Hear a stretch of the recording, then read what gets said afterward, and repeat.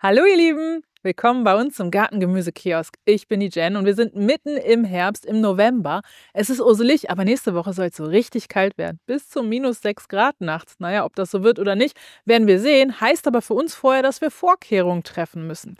Wir werden durch den Garten gehen und heute mal gemeinsam ernten. Und das ist auch das Schöne. In diesem Video könnt ihr auch mal sehen, jetzt Mitte, Ende November, was wir aus unserem Gemüsegarten noch so rausholen können, so ernten können. Da ich glaube, es wird ein bisschen mehr, haben wir uns den Axel schon mal zur Hilfe geholt. Ich denke, dann müssen wir nicht alles schleppen und können wir einiges mit dem Anhänger transportieren. Also bleibt dran und ich wünsche euch ganz viel Spaß, mit uns durch unseren Gemüsegarten zu gehen und zu ernten.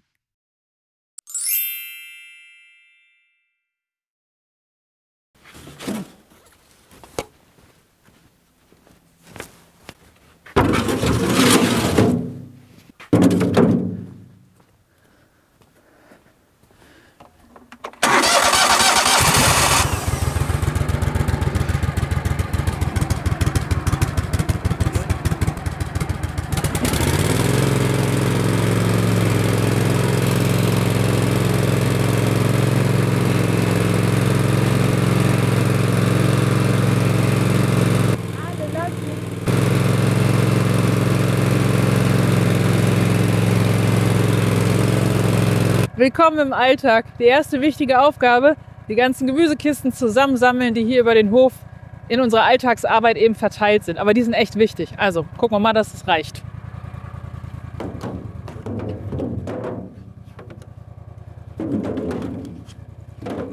Hier ist auch noch eine. Prima. Auf geht's. So Axel, let's go.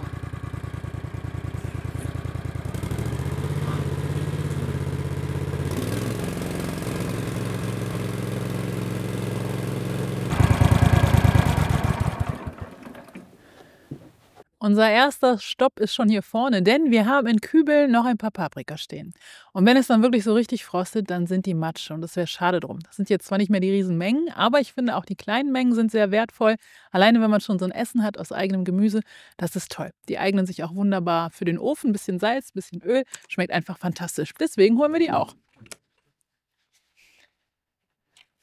Hier im Kübel an der Hauswand haben wir Paprika stehen. Das ist jetzt hier konkret die Bratpaprika. Die Bratpaprika, Pimiento ist übrigens auch im Bio-Saatgutkalender für 2025 drin. Eigentlich wird die so in diesem Stadium geerntet. Also nicht ganz so groß und grün. Und dann sind das die klassischen spanischen Tapas, die Bratpaprika. Wenn man sie hängen lässt, werden sie natürlich irgendwann rot. Ist aber kein Problem. Ich kann die natürlich auch rot essen. Das ist auch lecker. Deswegen, ihr seht, hier sind noch so einige dran. Heißt für mich jetzt, ich ernte die ab. Zum Kalender erzähle ich später noch mal was für unsere neuen Zuschauer. Ich freue mich auf jeden Fall, ich freue mich über jede einzelne Paprika. Das ist so schön, wenn man die ausgesät hat, pikiert hat, gepflegt hat, gepflanzt hat und dann hinterher ernten kann. Ich denke, euch wird es da genauso gehen. Das ist einfach eine total schöne Geschichte. So, ich ernte die jetzt mal ab und dann geht es gleich weiter.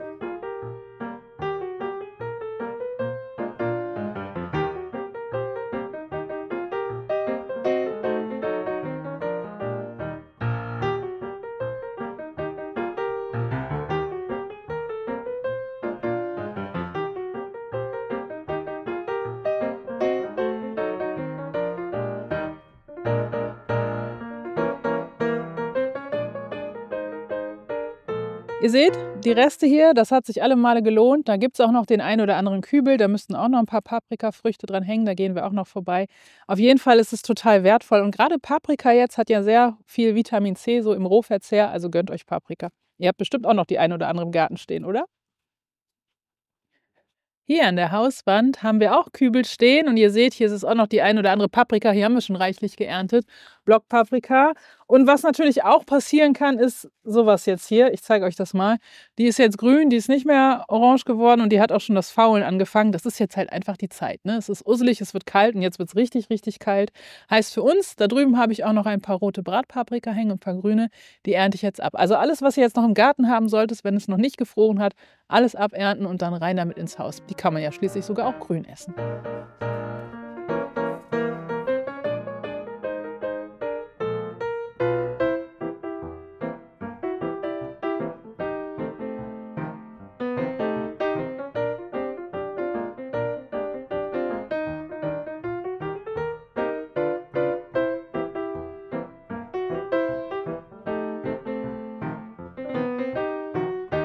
denke, unsere Paprikasaison haben wir jetzt hiermit beendet und ich bin sehr, sehr erfreut. Das war sehr bunt, das war sehr viel, facettenreich und auch diese Ernte hier erfreut mich. Wir machen weiter mit Kohl. Kohl ist zwar grundsätzlich jetzt nicht unbedingt empfindlich dem Frost gegenüber, zum Beispiel Grünkohl, der steht ja gerne bei Frost draußen, aber es gibt auch ein paar Kohlgemüse, die das mit dem Frost nicht ganz so gut aushalten wollen können. Da gehen wir jetzt mal vorbei, ist auf jeden Fall sehr, sehr köstlich, das kann ich euch schon mal verraten.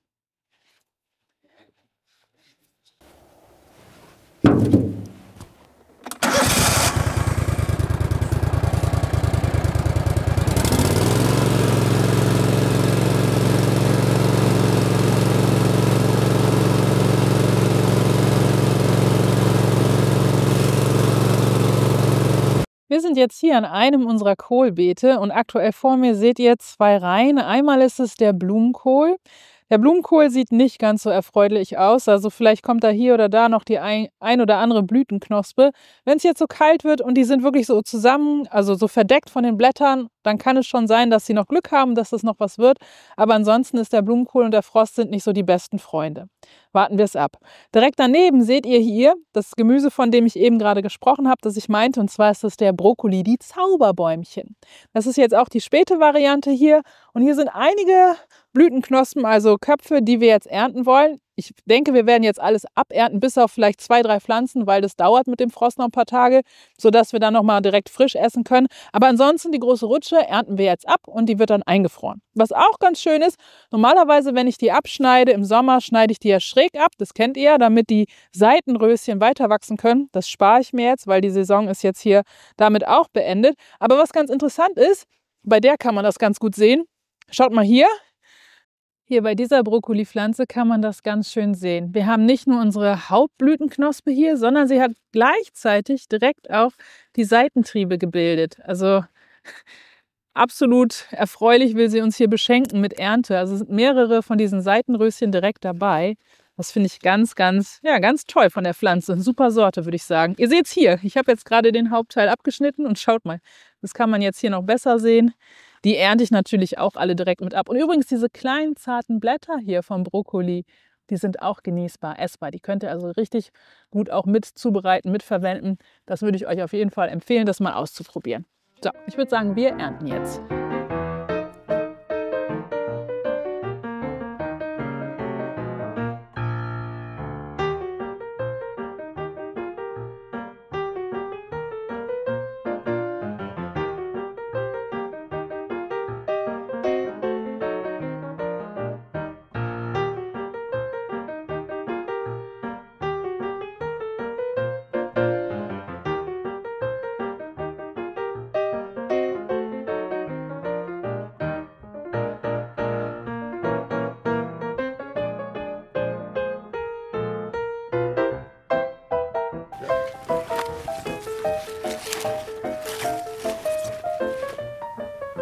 Den Brokkoli haben wir jetzt soweit abgeerntet.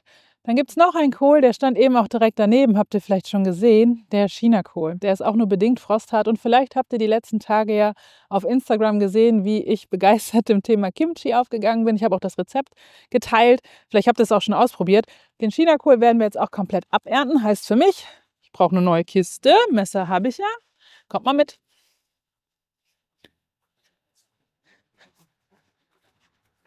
Schaut mal, ihr Lieben, wenn man Gemüse im Garten anbaut und es wird Herbst und alles zieht sich zurück und tritt den Rückzug an, sieht nicht mehr so schön aus, dann kann man auch schon mal so ein Exemplar finden. Die sehen fast alle so aus. Und erst dachte ich so, nicht so schön. Aber wenn man den erntet und dann die Außenblätter großzügig abmacht, sozusagen aus dem Ei pellt. Übrigens die Blätter, die ich außen abmache, da freuen sich zwar nicht die Mädels drüber, weil Kohl und Pferde, das passt nicht, aber die Hühner lieben es sehr. Das heißt, hier ist nichts über, das ist alles wunderbar verwertet. Schaut euch das mal an. Ja, du liebe Schnecke, du darfst auch noch raus. Ich möchte dich auch nicht essen. Die Hühner freuen sich. Guckt euch das mal an. Ich würde sagen, das kann sich sehen lassen. Eben sah das noch aus wie ein Trauerspiel und jetzt sehen wir einen wunderschönen Chinakohl. Und der sieht von innen auch so aus. Also ich habe schon einige verarbeitet. Wir haben Chinakohl-Salat gemacht, wie gesagt Kimchi, Ofengemüse, verschiedene Geschichten. Als Tipp vielleicht einfach so in dicke Ringe schneiden, Salz, Öl drauf, ab in den Backofen. Schmeckt richtig, richtig gut. So als Inspiration. Was macht ihr denn gerne aus Chinakohl? Schreibt mir das gerne in die Kommentare. Für uns heißt es jetzt auch hier, die Reihe werden wir zusammen abernten. Wenn der Chinakohl oder Kohlgewächse an sich, wenn die von unten so aussehen, dann kann der von innen auch nicht mehr schön sein. Da hatte die Fühlmaus, ihre große Freude. Da ich jetzt hier mehrere stehen habe, ist es nicht ganz so tragisch. Der kommt auf jeden Fall noch zu den Hühnern, die freuen sich drüber. Ich gehe zum nächsten.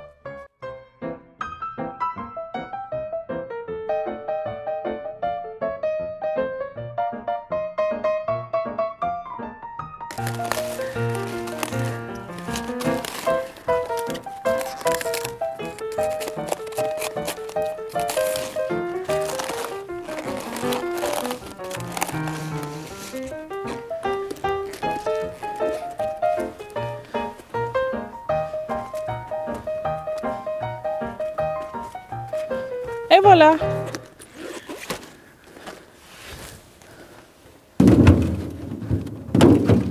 Ein Stückchen weiter seht ihr hier eine grüne Reihe, das ist Spinat. Bei uns seit dieser Saison haben wir die Unterteilung Spinat früh und Spinat spät. Das ist jetzt hier Spinat spät, den lassen wir stehen, auch für den Frischverzehr. Den kann man roh essen, kann man natürlich auch schön blanchieren. Wenn es jetzt wirklich länger frosten sollte, also ein bisschen Dauerfrost, dann wird es den wohl auch dahin raffen. Der mag es dann auch nicht so feucht und zu kalt, aber so kleine leichte Fröste kann der ganz gut ab. Wenn man den Spinat spät im Gewächshaus, Folientunnel oder irgendwie geschützt angebaut hat, dann wird er wohl länger durchhalten als jetzt hier im Freiland. Aber für uns lassen wir den jetzt hier stehen und nach Bedarf werden wir den hier ernten. Direkt daneben, auf dieser Seite, seht ihr noch eine Reihe grün. Da sind da sind schwarze Rettichrüben versteckt. Keine rote Beete, sondern Rettich. Rettich ist ein wunderbares Gemüse, wenn man es ein bisschen scharf mag. Und vor allen Dingen ist es auch ein ganz tolles Gemüse, wenn man mal erkältet ist. Es wäre so eine Alternative zum Zwiebelsaft. Da gibt es auch schöne Rezepte. Wir haben dann noch ein paar Freunde und Bekannte, die auch Interesse am Rettich haben. Deswegen werden wir jetzt da auch noch mal eine Kiste abernten.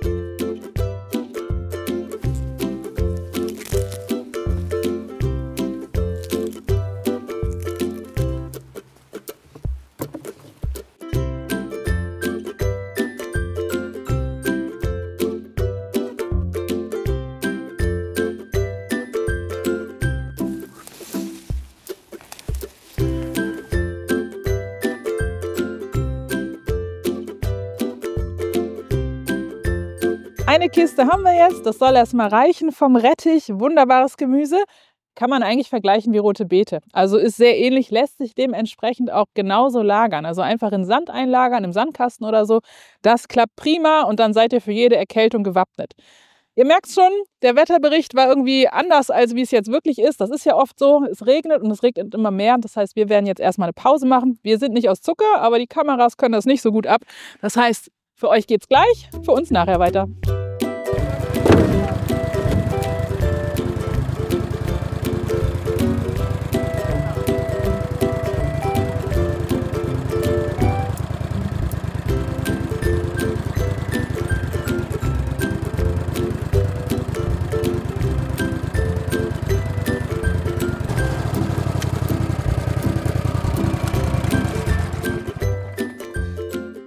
Hier seht ihr schon, wir sind im Ackergarten oder auf dem Ackergarten und hier stehen zum Beispiel an dieser Stelle ein paar Rosenkohlpflanzen. Die sind schon richtig schön gewachsen und hier könnte ich auch schon anfangen zu ernten. Aber wir wissen ja alle, Rosenkohl ist frostfest und wenn wir jetzt überlegen, was wir gerade alles ernten können und essen können, dann, wenn ich es nicht mehr aushalten kann, ja, oder wenn die Tochter unbedingt Rosenkohl haben möchte, dann stibitze ich hier schon mal das ein oder andere. Ansonsten heißt es aber, den Rosenkohl können wir stehen lassen und da freuen wir uns dann im Winter drüber, wenn ansonsten das Angebot nicht mehr so groß ist.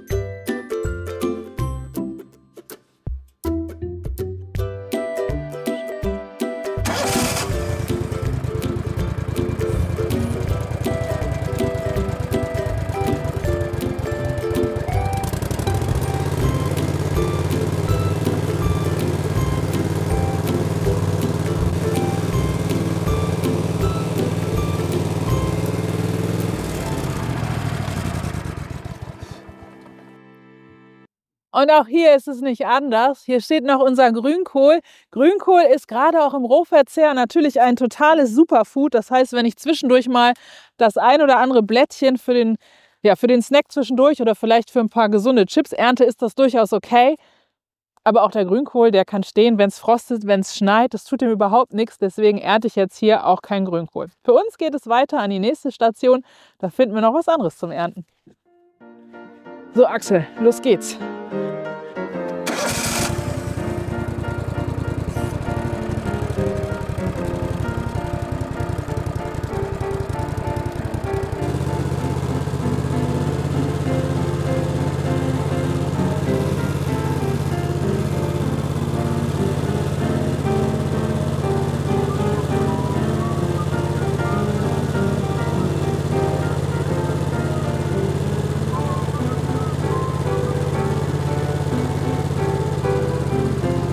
Jetzt sind wir ein paar Meter weitergefahren und sind in unserem großen Gemüsegarten. Hier ist die Gemüsevielfalt auch wirklich sehr bunt und vor mir seht ihr eine Reihe grüne Pflanzen, Salatpflanzen, so sieht es aus. Das ist der Zuckerhut. Den haben wir regulär bei uns nicht im Sortiment, aber den gibt es in unserem 2025er Bio-Saatgutkalender. Hier zeige ich ihn euch, genau, für alle neuen Zuschauer. Den gibt es bei uns im Kiosk, wir haben einen Online-Shop und der ist bei der Aussaat vom Juli dabei.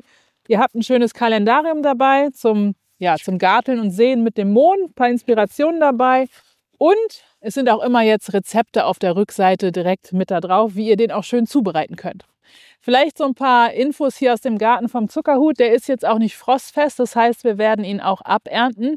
Ich habe ihn sehr ins Herz geschlossen. Früher mochte ich ihn gar nicht. Zuckerhut, der Name, hat nichts damit zu tun, dass diese Pflanze besonders süß wäre oder so, sondern da geht es um die Form, dass es ähnlich dem Zuckerhut ist. Wenn man diese Pflanze, diesen Kopf dann erntet, ein bisschen in Wasser stehen lässt, wenn man das möchte, dann wird der weniger bitter. Und ich mag ihn sehr, sehr gerne, auch gerade abends, wenn man sich kohlenhydratarm ernähren möchte. Einfach wie den Chinakohl auch in Ringe schneiden, in den Backofen geben, Salz und ein bisschen Öl dazu. Und dann kann man den auch kalt wunderbar snacken. Also wenn man mal so ein bisschen was ausprobiert hat, eine richtig schöne Geschichte, kann ich euch ans Herz legen. Probiert ihn gerne mal aus. Wie gesagt, das Saatgut findet ihr in unserem Bio-Saatgutkalender und den findet ihr bei uns im Shop. Ich verlinke euch das mal in der Videobeschreibung und eben auch im Blogbeitrag. Ich freue mich sehr drauf, denn ich habe ihn wirklich lieben gelernt.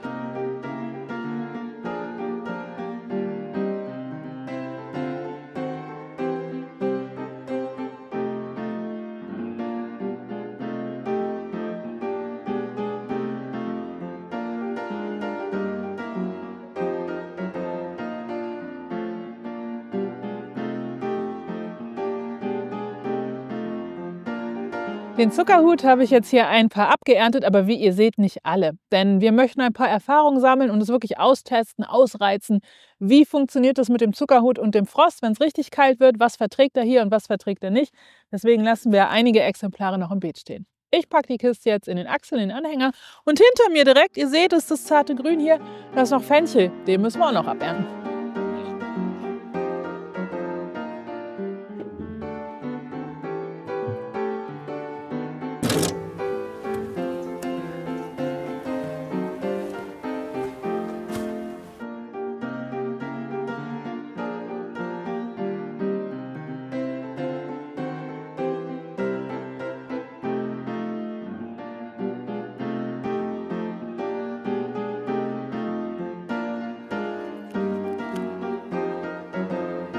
Schaut mal, ihr Lieben, Fenchel ist nicht nur wunderschön, schmeckt auch richtig gut und nicht nur uns. Das heißt, den können wir jetzt direkt verzehren, im Rohverzehr zum Beispiel fein geschnibbelt als Salat oder gegart oder einfrieren. Da gibt es mehrere Möglichkeiten oder direkt mit Paprika und Chinakohl zum Kimchi.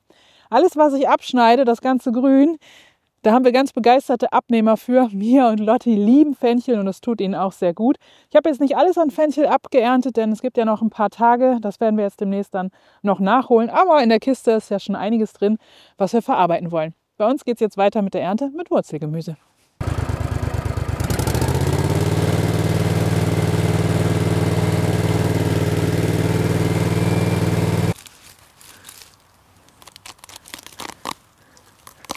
Knack, knack, knack. Na, ihr erkennt es schon, oder? Ich habe hier einen Sellerie. Aus welcher Suppe ist der Sellerie wegzudenken? Sellerie ist ein prima Gemüse, Wurzelgemüse, was wir natürlich auch toll einlagern können. Wir können den Sellerie genauso auch wie die rote Beete einsanden. Das heißt, alles, was jetzt zu viel sein sollte, wird bei uns auch eingesandet. Und da der auch nur kleine Fröste verträgt, also wenn es jetzt so richtig frostet, dann wird der matschig. Das wäre super schade drum, denn es ist ein richtig tolles Gemüse. Kann man auch wunderbar garen und dann vielleicht so als Schnitzelalternative von der Form her zubereiten oder eben auch in Suppe. Ein paar stehen hier noch drin, einige habe ich schon abgeerntet und für die Küche verwendet. Wir werden die jetzt noch schön abernten und reinholen. Sind einfach zu toll, die Schätze.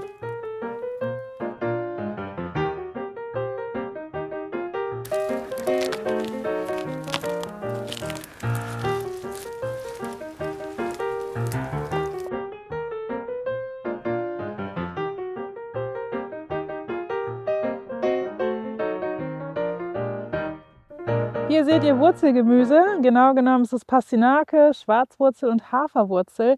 Die brauchen wir jetzt theoretisch nicht abernten, weil die wirklich frostfest sind. Die sind unter der Erde und wenn man keine Wühlmaus-Schwierigkeiten hat, dann reicht es einfach, die schön dick abzumulchen, zum Beispiel mit Stroh. Das haben wir auch in den Hochbeeten immer gemacht, das funktioniert auch im normalen Beet. Das klappt gut und dann nach Bedarf ernten. Wir müssen mal schauen, ich denke mal, einen Teil werden wir uns sicherheitshalber sichern, weil die Wühlmaus hier doch aktiv ist. Anders sieht es aus, hier neben mir auf dieser Seite, das dunkelrote Laub, was ihr hier sehen könnt. Das ist die rote Beete. Rote Beete ist wie der Sellerie auch ein bisschen frostfest, aber auch nicht wirklich. In unserem Konzept hier sieht es so aus, dass wir die abernten und einsanden. Wir haben ja noch ein paar Tage, das heißt, wir werden jetzt einen Teil ernten und dann auch einsanden. Was ganz schön ist, bei so viel rote Beete, da kriegen die Pferde auch noch rote Beete ab und die lässt sich auch über den Winter wunderbar lagern. Das heißt jetzt, wir werden eine Kiste voll machen und gleich danach gibt es noch ein Gemüse, was uns wirklich überrascht hat, was wir jetzt noch ernten können. Das kommt danach.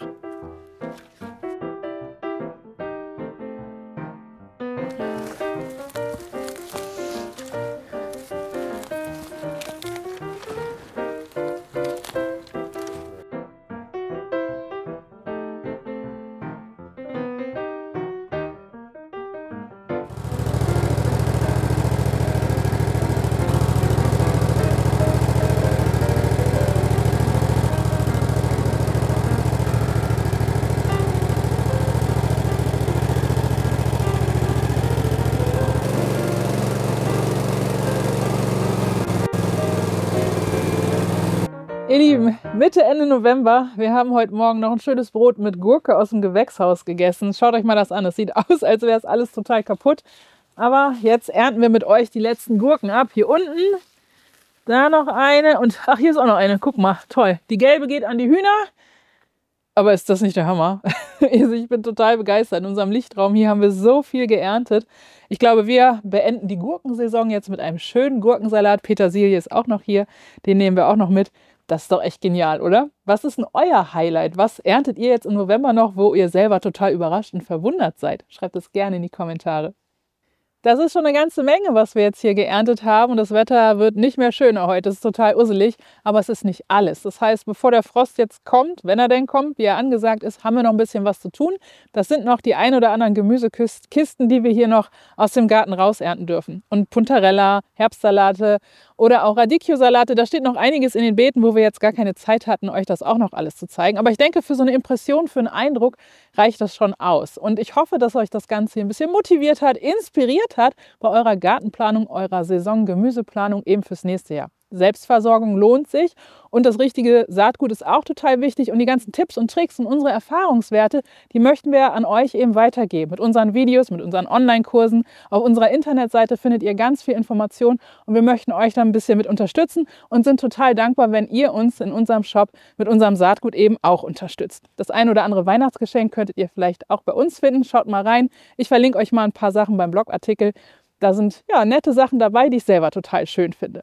Zum Weiterschauen haben wir auch wieder was verlinkt. Natürlich hier oben unsere Hofgeschichten von Anfang bis aktuellem Stand, was wir hier so gemacht haben. Und für alle neuen Zuschauer oder die gerne nochmal nachschauen möchten, hier unten haben wir ein verlinkten Video. Da seht ihr unseren Bio-Saatgutkalender, den mit dem Saatgut für 25 ein bisschen detaillierter vorgestellt. Ich freue mich total auf eure Kommentare. Ich freue mich jetzt aber auch total auf einen warmen Tee, den ich mir jetzt mit meinem Mann, meinem Gärtner, gönnen werde.